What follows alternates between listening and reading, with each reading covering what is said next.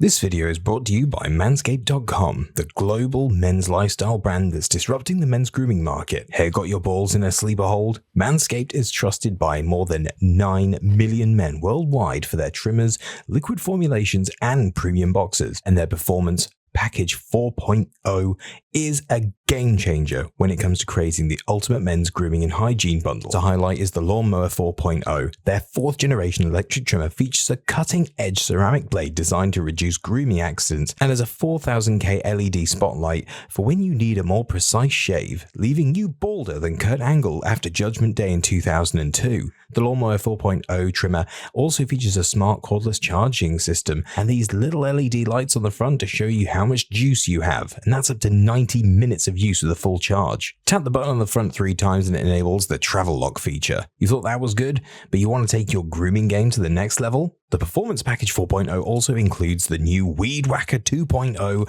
nose and hair trimmer. Also included in the Performance Package 4.0 kit, the Crop Preserver Ball Deodorant and the Crop Reviver Ball Toner Spray. Go to manscaped.com today and get 20% off plus free international shipping when you use the promo code ThisGen at checkout. From backstage areas to match types, these are 10 things that non-WWE wrestling video games did before WWE games. WCW Mayhem pulled a fast one on everyone in 1999. While WWF was winning the ratings war, WCW managed to get a small win in the wrestling game scene by introducing backstage areas in their PS1 title, the first of its kind.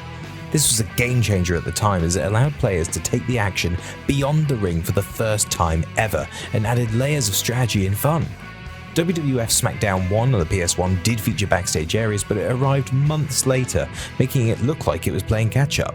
WCW Mayhem may not have been a great wrestling video game, and wasn't WCW video games at their best, but it's hard to ignore that it had set a precedent for a feature that we see in the WWE 2K series to this very day. He really got nailed with that weapon.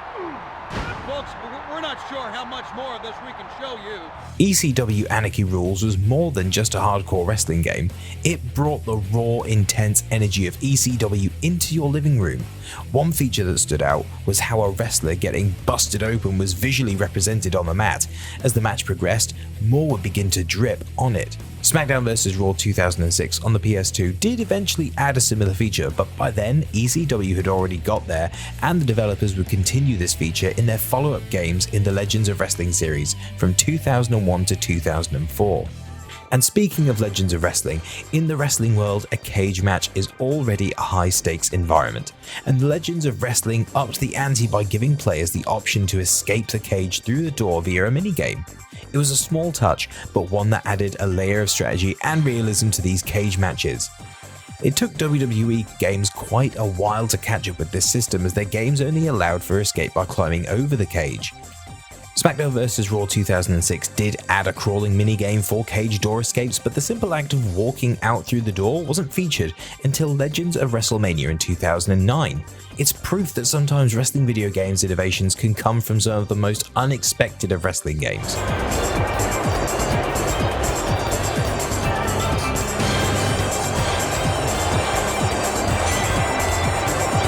Continuing on with the Legends of Wrestling series, 2004's Showdown Legends of Wrestling introduced something that was pretty revolutionary at the time, a 3-man commentary team featuring the iconic voices of Bobby the Brain Heenan, Tony Schiavone, and the living legend Larry Zbyszko.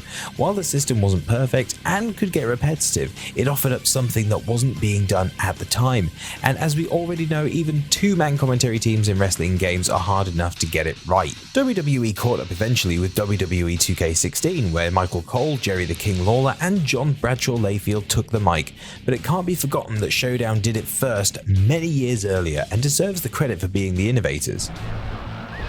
It will be great to see who really is the best there was. A classic matchup. To prove those arguments are endless. A Macho Man dropped hard.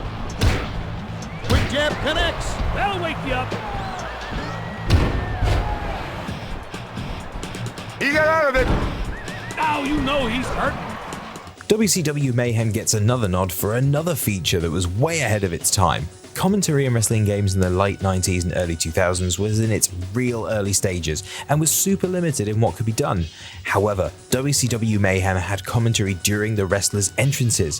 While the late 90s technology mentioned limited in somewhat, having real-time commentary as wrestlers made their way to the ring added a whole new layer of immersion and realism to the game. Believe it or not, WWE didn't incorporate this feature until WWE 2K14 in 2013. That's a gap of 14 years! While WWE games did eventually catch up, WCW Mayhem deserves the credit for having it in the game when commentary was just so limited at the time. It really did create an experience that at the time actually made you feel like you were watching a live WCW broadcast. Remember, this was 1999 technology we're talking about here. Huge advancements have been made since, but this commentary was revolutionary at the time. He is absolutely one of the fiercest competitors in WCW. These people have come to see the very best in wrestling. Showdown's Legends of Wrestling scores yet another point for innovation by featuring such legendary venues as Madison Square Garden, the Tokyo Dome, and Wembley Stadium. This was something that gave Showdown that extra bit of realism and attention to detail that can't be found in many wrestling video games when it comes to real-life arenas. In fact, WWE games have yet to include this kind of feature due to what we imagine is the cost to have the licensing to feature the arenas in WWE games. Although it's a neat addition, it can be said that it might not be worth the extra cost for a little bit of extra detail. It all depends on the cost really, which is something we just don't know. It has of course left a noticeable gap for players in search of a fully authentic wrestling experience, especially when it comes to WrestleMania, which takes place every year in well-known stadiums. Canada, weighing 234 pounds, the greatest technical wrestler ever, Bret the Hitman Hart!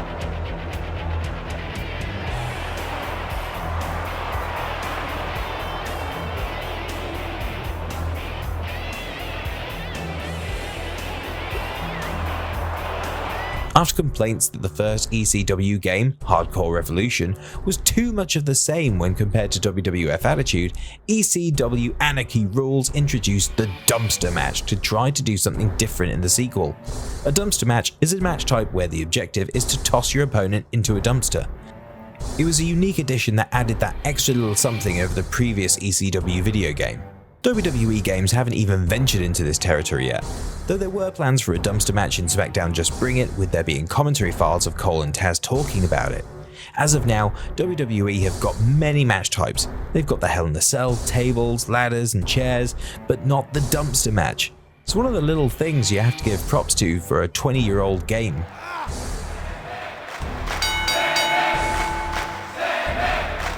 AEW Fight Forever brings something unique to the table by allowing 3, 4, and even 5 title belts during a wrestler's entrance. Whether you're playing as MJF or Rio, this feature lets you become the true belt collector of AEW. In contrast, WWE 2K has only just begun allowing double title entrances. For years, they even limited entrances to just one title. Yet another instance where a non-WWE game has one-upped the WWE series. AEW Fight Forever also took a step into an immersive gameplay by introducing stage damage. With each impactful move against the LED screen, the stage deteriorates until it ultimately breaks. This lends an additional layer of interactivity that's missing from most wrestling games. WWE games have focused a lot on in-ring action, but stage damage is still something they've yet to explore. It's another nod to AEW's focus on doing features that have yet to be done within WWE game series.